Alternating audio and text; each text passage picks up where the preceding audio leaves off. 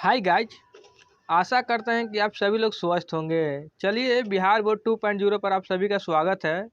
आइए हम लोग जानेंगे कक्षा 10वीं का है। सब्जेक्ट हम लोग का है हिंदी। चैप्टर नंबर 1 है। चैप्टर नेम हम लोग का है श्रम विभाजन और जाति प्रथा का VBI most important objective question लेकर आया हूँ। आप लोग रेडी हो जाइए। अब पूरा जितना मैं करा दूंगा चैप्टर बाय चैप्टर, जितना इसका चैप्टर करवा दूंगा और उसका से 100% लड़ेगा ही लड़ेगा ऑब्जेक्टिव। चलिए क्वेश्चन फर्स्ट हम लोग देखते हैं दोस्तों। श्रम विभाजन और जाति प्रथा के लेखक कौन है? इसका आंसर होगा बाबा साहब भीमराव अंबेडकर। प्रश्न संख्या 2 है दोस्तों। डॉक्टर अंबेडकर के पिता का क्या नाम था? इसका आंसर होगा रामजी सकपाल। प्रश्न संख्या 3 है। आधुनिक सभ्य समाज कार्य कुशलता के लिए किसे आवश्यक मानता है? इसका आंसर होगा श्रम विभाजन। प्रश्न संख्या 4। जाति प्रथा में बेरोजगारी का एक कारण बनी हुई है। इसका आंसर होगा C और B दोनों, यानी A और B दोनों इसका आंसर होगा दोस्तों, प्रत्यक्ष और प्रमुख दोनों। प्रश्न संख्या 5 है। मूक नायक क्या है? इसका आंसर होगा पत्रिका। प्रश्न संख्या 6।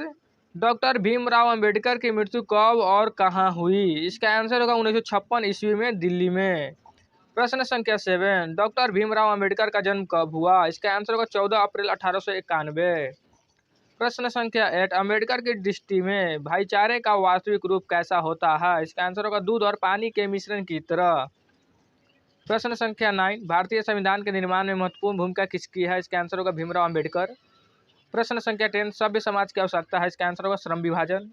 प्रश्न संख्या 11। प्राथमिक शिक्षा प्राप्त करने के बाद अंबेडकर उच्चतर शिक्षा प्राप्त करने के लिए कहाँ गए? इसका आंसर होगा दोस्तों न्यूयॉर्क। देखिए, आपको एक सूचना देता हूँ, डिस्क्रिप्शन बॉक्स में जब जाइएगा, डिस्क्रिप्शन बॉक्स में तो उस पर लिंक दिया गया है पूरा का। आप जाकर वहाँ से प्लेलिस्ट पे पूरा वीडियो वॉच कर सकते हैं। 10 से है तो 10 का देख लीजिएगा, 12 का स्टूडेंट होगा तो 12 को देख लेगा।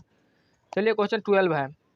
अम्बेडकर चिंतन और रचनात्मक के लिए प्रेरक व्यक्ति थे? इसका आंसर होगा इनमें से सभी थे।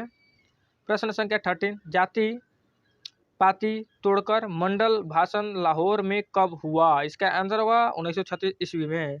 प्रश्न संख्या 14। श्रम विभाजन और जाति प्रथा क्या है? इसका आंसर होगा निबंध है। ये भी है दोस्तों, याद रखिएगा सब। प्रश्न संख्या 15 है। निम्न रचनाओं में से कौन सी रचना डॉक्टर अंबेडकर की है? इसका आंसर होगा इनमें से सभी है दोस्तों। प्रश्न संख्या 16। आधुनिक सभ्य समाज श्रम विभाजन को आवश्यक क्यों मानता है? इसका आंसर होगा कार्य कुशलता के लिए।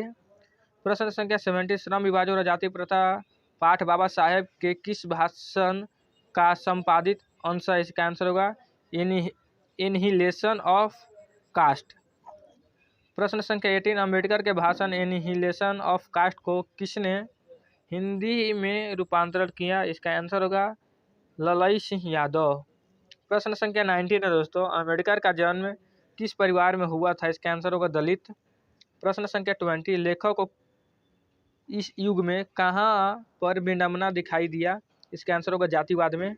प्रश्न संख्या 21 है दोस्तों। डॉक्टर अम्बेडकर के माता का क्या नाम था? इसका आंसर होगा भीमाबाई।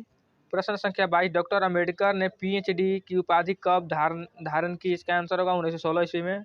प्रश्न संख्या 23 है। लेखक की दृष्टि में विडंबना की बात क्या है? इसका आंसर होगा जातिवाद के पोषकों की कमी नहीं है। इसका आंसर है। प्रश्न संख्या 24 है। लेखक की दृष्टि में आदर्श समाज कैसा होना चाहिए? इसका आंसर होगा जिसमें स्वतंत्रता, समानता और भ्रातृत्व का भाव हो। प्रश्न संख्या 25 है। लेखक बेरोजगारी का प्रमुख और प्रत्यक्ष कारण किससे मानते हैं? इसका आंसर होगा जाति प्रथा को। प्रश्न संख्या 26 है। The caste in India their mechanism किनकी रचना है? इसका आंसर होगा भीमराव अंबेडकर की है। प्रश्न संख्या 27 है। आर्थिक पहलू से भी जाति प्रथा यानी डैश है, इसका आंसर होगा हानिकारक है। प्रश्न संख्या 28 है। डॉक्टर भीमराव अंबेडकर का जन्म कहाँ हुआ? इसका आंसर होगा महू, मध्य प्रदेश में हुआ था।